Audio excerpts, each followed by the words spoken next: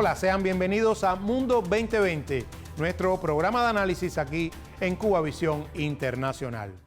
En el año 2009, la Asamblea General de la Organización de las Naciones Unidas aprobó un proyecto de resolución que reprobaba cualquier manifestación de glorificación del nazismo y el fascismo, así como la profanación de los monumentos dedicados a los héroes de la victoria sobre el bloque nazi-fascista. En aquel momento, estamos hablando de casi 14 años atrás, 127 países miembros de la Organización de Naciones Unidas votaron a favor de ese documento. 54 se abstuvieron y solo Estados Unidos votó en contra porque, según manifestaron algunos de sus diplomáticos, la resolución ponía en duda el principio de libertad de expresión de opiniones.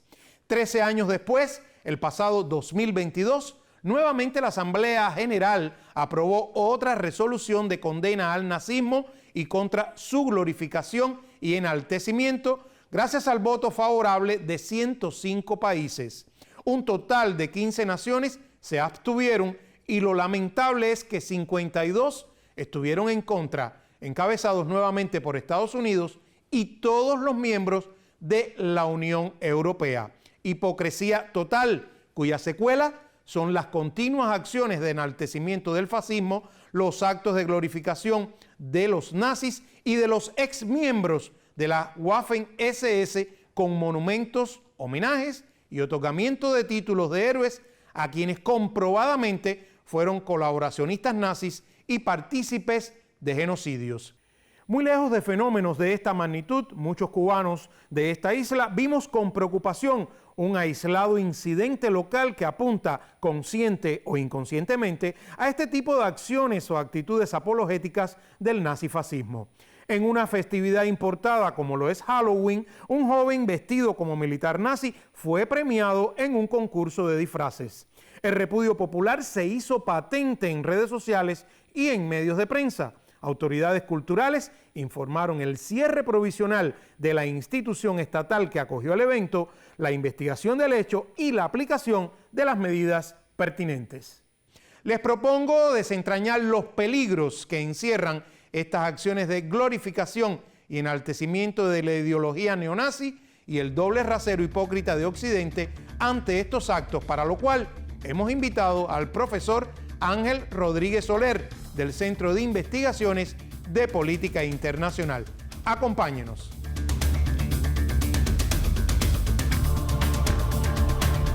Bueno, profesor, muy agradecido por haber aceptado nuestra invitación a estar acá en Mundo 2020.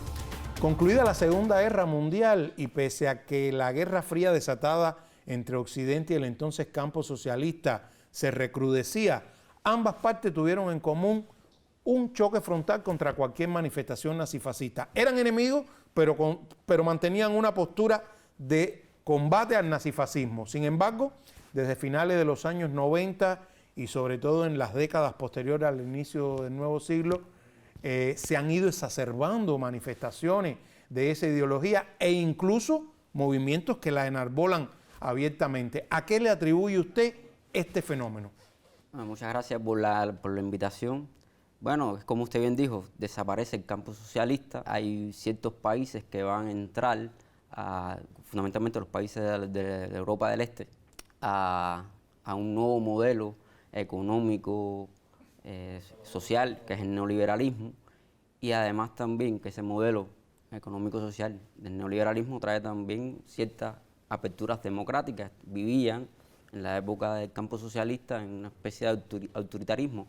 Hoy, en estos momentos, entonces hay un momento en que ellos pueden expresar abiertamente sus profesiones ideológicas y por eso, en cierto sentido, también la crisis que generó la caída del campo social, la crisis que generó la propia izquierda como respuesta a ciertos fenómenos sociales. Ya no hay aceptación por los partidos comunistas, hay una crisis de la propia socialdemocracia, hay una crisis de legitimidad de los partidos tradicionales en la Europa occidental y eso abre espacio a este tipo de tendencia neofascista. Para que esta ideología como que comience a resurgir. A resurgir y ahí está el caso de Francia con el fenómeno del Frente Nacional, en Italia, el movimiento social italiano.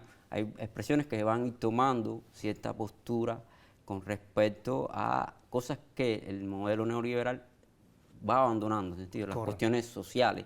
Hay un recorte del estado de bienestar, hay un recorte de las prestaciones sociales y entonces hay una sociedad, una clase que se va a ir quedando desplazada de las supuestas bondades que tiene el neoliberalismo. Y son las grietas que entonces usted considera que ha aprovechado esta reminiscencia de esos rasgos nazifascistas y que han tomado fuerza. Sí. Y de las manifestaciones y de esos movimientos que hemos visto que han ido tomando fuerza a partir de toda esta, situación político-económica a partir de la caída del campo socialista, se ha pasado a la creación incluso de partidos, ya usted nos adelantaba algunos, de partidos políticos con esa ideología en diversas naciones europeas. Nos mencionaba el caso de Francia, Italia, está España también ahora con Vox. ¿Qué peligro entrañan entonces tales acciones, tal concentración de fuerza y legitimación incluso de partidos políticos? ¿Por qué tal permisibilidad ahí en el continente europeo? Hay que recordar que la extrema derecha es parte de la propia derecha. Por tanto, los beneficios políticos de voto o del propio castigo de voto, esos votos se van a quedar en la propia derecha. Sí, en unas ocasiones votan por su derecha tradicional y en otras le hacen como un castigo y se van hacia el extremo. Hacia el extremo, pero se queda dentro de la propia derecha. No hay espacio a que otros partidos con otras posiciones asuman esos votos de castigo que estamos hablando. Por eso la permisibilidad en cierto sentido. También constitucionalmente estamos hablando de que Alemania fundamentalmente, que es la que conozco, no permite este tipo de partidos. De asociaciones políticas con esa ideología. Con esa ideología marcada fascista o nazista, porque tienen su pasado histórico ahí, ¿no? Así. Sí, las secuelas todavía las secuelas sufren. están ahí. Vemos también que a partir de la crisis económica del 2008, erosionó el modelo económico neoliberal en muchos países occidentales que todavía hoy no se han podido recuperar. Hay un aumento, por supuesto, del desempleo. Como estaba diciendo, hay una crisis de ese estado de bienestar que fue el baluarte de los países occidentales durante la Guerra Fría. Hay una crisis migratoria sin precedentes y, por tanto, hay una necesidad de construir un nuevo enemigo. Si antiguamente en el campo socialista era la contención del comunismo, aquí el nuevo enemigo tiene que ser el otro, el inmigrante, la cultura diferente, la religión diferente. Y hay otros matices que pueden ir hacia actos de violencia o focos de violencia en algunas regiones, en algunos países, a que sea permitido sin ninguna ley que... Porque supuestamente es contra el enemigo del orden establecido ya por ellos. Por ellos ya preestablecido. Más o menos sería alguna de las ideas. Quizás hay partidos propiamente que aquí sí quiero aclarar que la extrema derecha tiene dos grandes variantes en sentido. Vemos una derecha populista, nacionalista, y una derecha que es más bien de corte fascista propiamente. Los partidos y las agrupaciones sí son una bola de ese nacionalismo, ese fascismo. No ocurre en Alemania como usted dijo, pero sí en otros países. Sí, en otros países, fundamentalmente en la Europa del Este. En la Europa occidental se han tratado de entrar en el ramaje de las campañas electorales. Y el caso último es el propio caso de Marine Le Pen, que cambia el nombre, incluso cambia el nombre de agrupación, de Frente Nacional a Agrupación Nacional en el 2018 para olvidarse de ese pasado fascista que sufrió en la década de los 80. Exacto. Y aquí entonces ya no hay un ataque directo, digamos, a la Unión Europea, vamos a renovar la Unión Europea, no vamos a salir de la OTAN, también vamos a ver el tema del militarismo. Hay ciertos matices que sí están acordes a la propia derecha, a la propia política. Correcto. Y en la actualidad, entonces, profesor, los hechos de enaltecimiento que no se están quedando solo en exponer y en enarbolar esas simbologías nazifascistas, sino que incluso ya se está glorificando y rindiendo homenaje a agrupaciones y a destacamentos que pertenecieron o fueron aliados de las tropas hitlerianas durante la Segunda Guerra Mundial. Nos estamos refiriendo, por ejemplo, a quienes aún sobreviven, pero estuvieron alistados en la Wehrmacht o integraron las Waffen-SS en los países bálticos y Ucrania, por ejemplo, por citar algunos casos. ¿Qué nos puede decir al respecto? El tema de la glorificación hoy o exaltación de figuras, digamos, pertenecientes a la CSS y a otras agrupaciones, por supuesto, nazistas, se debe también a que quizá la juventud de hoy, y ahí sí hay un plano de pérdida de la propia memoria histórica que va teniendo estos pueblos con respecto a ese pasado. Entonces, si no somos capaces hoy, y si los medios de comunicación normalizan ese tipo de expresión, y no llegamos a que eso puede volver a ocurrir, eso puede volver a repetirse en una Segunda Guerra Mundial con esas magnitudes que tuvo de desplazados, del Holocausto, de genocidio. Entonces, si esa juventud que hoy piensa que está en esa burbuja de consumismo cultural sin un conocimiento histórico propio, puede entonces hacer llegar a reconocer que un gran líder puede haber sido un general de esto. Y así es que entonces estamos viendo ese fenómeno de glorificación de incluso personajes que fueron marcadamente condenados en su momento porque se sabe que pertenecieron, se puede constatar que pertenecieron a esas organizaciones, a esas agrupaciones colaboracionistas nazis y que fueron además autores de crímenes de lesa humanidad. Exactamente, ahí está, ese es el punto, en el sentido, hay que valorar la actuación de esos hombres por lo que hicieron, en el sentido, no enarbolarla, no engrandecerla. Ahí está. O sea, no borrarlos de la historia porque es necesario también enseñarlos. Enseñarla. Y educarla. Me parece muy bueno su punto de vista del hecho de que si no se contribuye a que no se borre esa memoria histórica, entonces el fenómeno se puede agravar. Es como le dije a los estudiantes un momento, tenemos los museos es la historia viva, pero si no somos capaces de que la gente visite esos museos y comprendan de esa historia, nos alejamos de ella. Y entonces viene una serie, viene una película. Y lamentablemente ese fenómeno está extendiéndose ahí en Europa. Extendiéndose en Europa y a nivel global. Y a nivel global. La globalización de las industrias culturales está en todos lados. Incluso aquí podemos ver quizás algún graffiti en alguna ciudad, en una calle, y no sabemos qué significa esa esvástica. Incluso exacto. No sabemos comprender qué significa y en ese momento estamos dándole un respeto, ¿no?, hacia esa simbología sin saber qué cosa es. ¿Qué es lo que es? Profesor, le propongo que vayamos a una pausa, nos quedan todavía algunos elementos importantes que abordar sobre este tema y en instantes estaremos de vuelta acá en Mundo 2020 por Cuba Visión Internacional.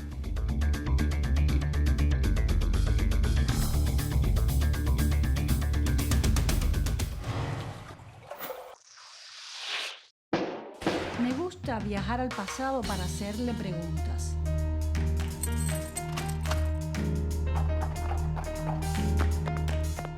Contradicciones que llegaron a convertirse a veces en verdaderas pugnas. ¿Quién podía detener a la mujer? En el largo camino de la independencia. La historia es una fuente para aprender de los errores que nos antecedieron.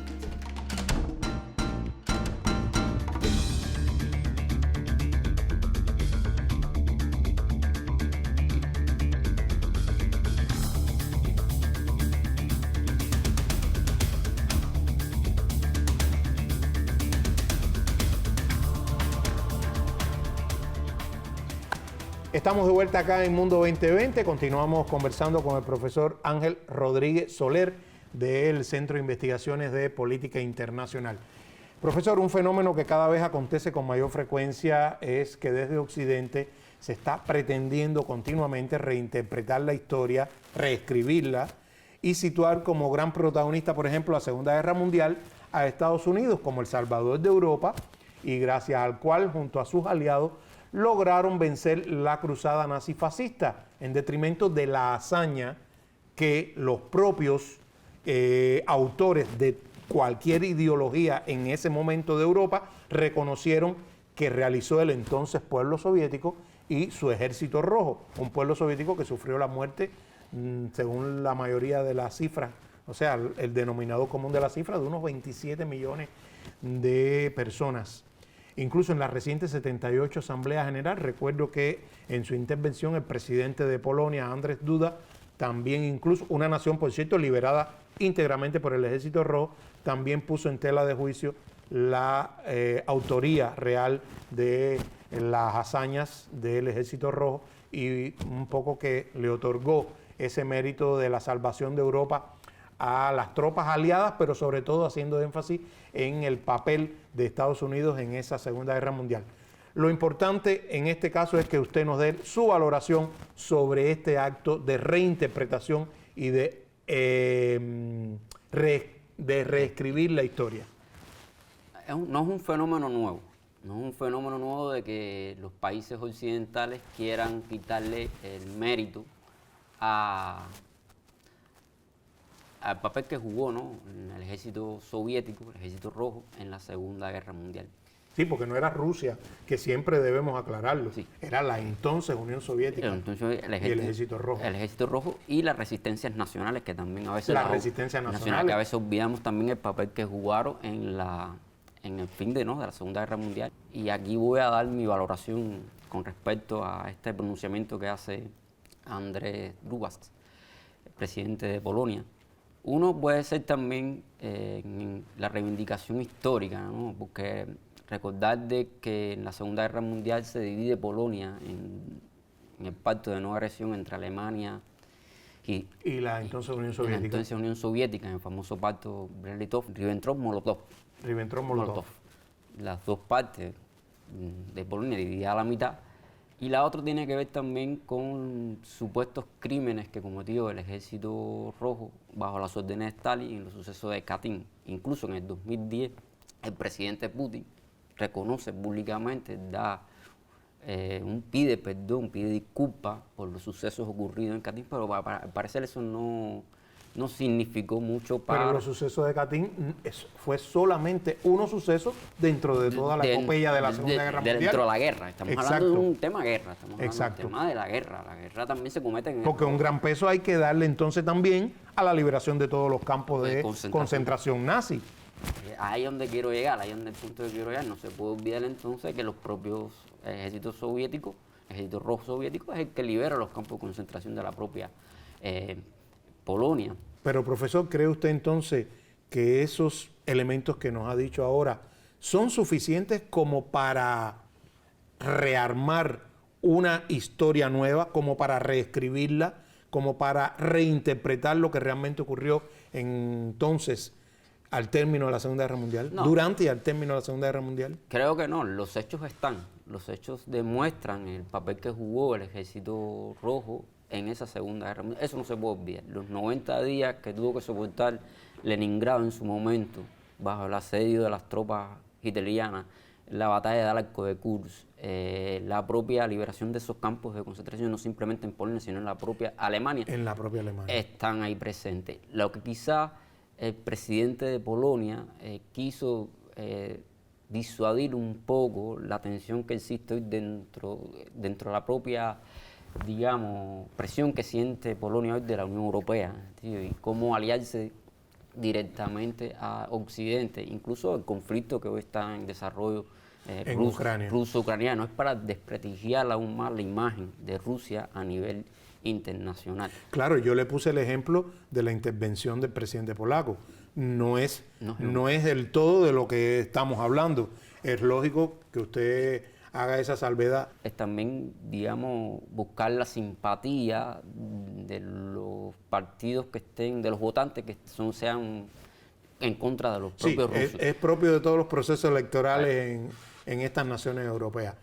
El 2 de mayo de 2014, profesor, aconteció un crimen horrendo cuando más de 50 ciudadanos ucranianos opuestos al golpe de Estado que había ocurrido en Kiev hacía unos 2 meses antes, fueron prácticamente quemados vivos en la casa de los sindicatos de Odessa por vándalos que arremetieron contra ellos con porras, combates, enarbolando y portando consignas de corte nazifascista, y por eso es que le traigo la pregunta. Posteriormente, tras la rendición de las fuerzas ucranianas en la planta Azovstal en Mariupol, durante este conflicto ruso-ucraniano, también volvió a verse que muchos de los integrantes de estos batallones portaban y mostraban sin ambaje alguno sus tatuajes, atributos nazis.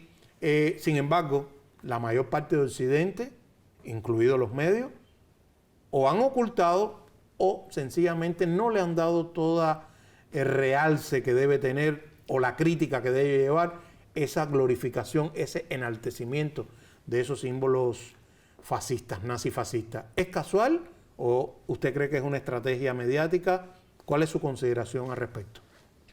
Interesante la pregunta, ¿no? Porque estamos hablando que inicialmente las protestas para derrocar al gobierno de Kiev, ahí hay una participación muy importante de los grupos de extrema derecha, propiamente neofascistas, como puede ser el partido eslovaco, Libertad, Svoboda. el Svoboda, y Libertad en español, y el sector de derecha, Pravi sector de derecha, que son los que acometen, y el batallón Azov, son 3 grandes grupos de extrema derecha que participan en esas protestas y que asaltan palacios, incluso intentaron asaltar la Rada Suprema en un momento determinado. Sí.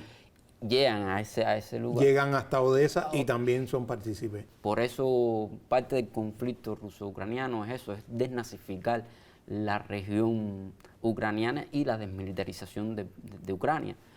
Hacia eso es el objetivo de la operación militar rusa.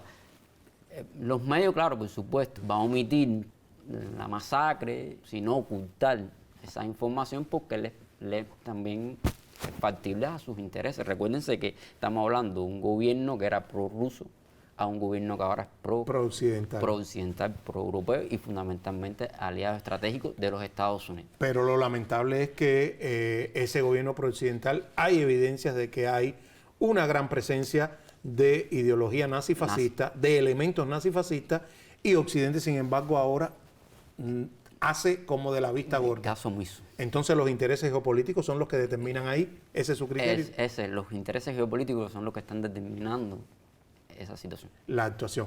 Bueno, el más reciente y lamentable hecho de estas manifestaciones de enaltecimiento, de glorificación, aconteció en Canadá cuando, a propósito de la visita del presidente ucraniano Volodymyr Zelensky, el Parlamento rindió homenaje a un excombatiente ucraniano que perteneció a la división Galicien de las Waffen-SS, con la asistencia allí, en ese homenaje del propio primer ministro canadiense, Justin Trudeau, quien junto a diputados y senadores canadienses aplaudieron a ese veterano de las milicias nazifascistas ucranianas.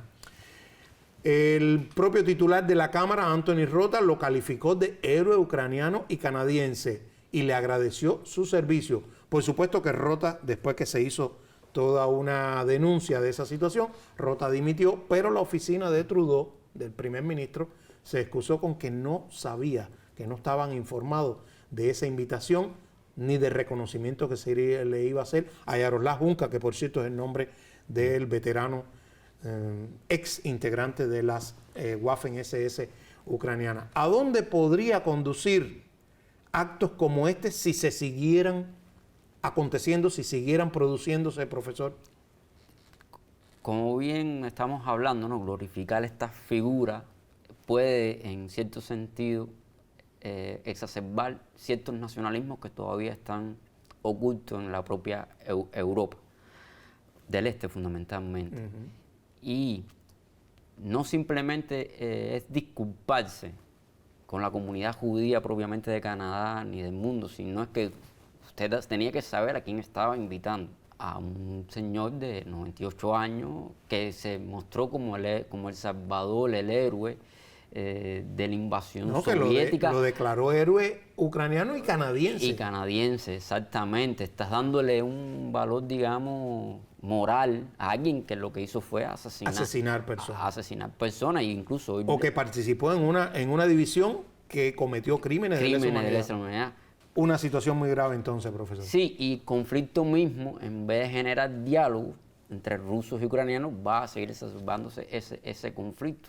No se crean puentes para el entendimiento. Para el entendimiento y lograr una negociación de paz. Bueno, muy agradecido, profesor, por habernos dado todos estos elementos y argumentos importantes sobre este tema y sobre todo para contribuir a la importancia de evitar que prosiga este enaltecimiento y glorificación de las ideas nazifascistas en la arena internacional. En instantes estamos de vuelta acá en Mundo 2020.